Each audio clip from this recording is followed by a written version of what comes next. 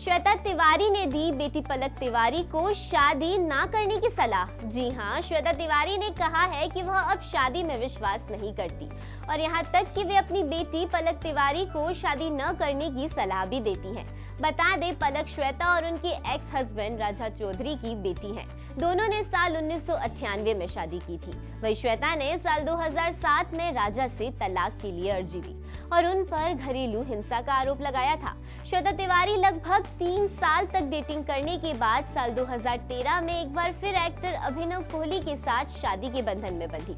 उन्होंने साल 2016 में एक बेटे रियांश कोहली का स्वागत किया। हालांकि वह 2019 में अभिनव से घरेलू हिंसा की शिकायत दर्ज कराने के बाद अलग हो गई। अब हाल ही में हुए एक इंटरव्यू में श्वेता ने कहा कि उन्होंने अपनी पहली शादी को बचाने की कोशिश की, लेकिन दूसरी पर टाइम बर्बाद नहीं किया। उन्होंने कहा वह अब शादी के विचार में विश्वास खो चुकी हैं। इस बारे में उन्होंने कहा, मैं शादी में विश्वास नहीं करती। वास्तव में मैं अपनी बेटी को शादी न करने के लिए कहती हूँ।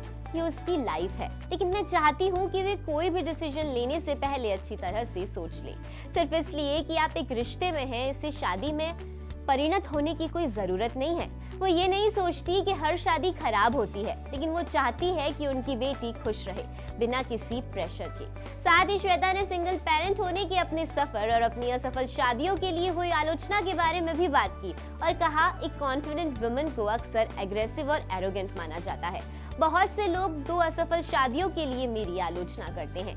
कई लोग हैं जो 3 या 4 बार तलाक ले चुके हैं, लेकिन कोई भी उनके बारे में बात नहीं करता क्योंकि वे सुर्खियों में नहीं हैं। लोग मशहूर हस्तियों पर अधिक आरोप लगाते हैं।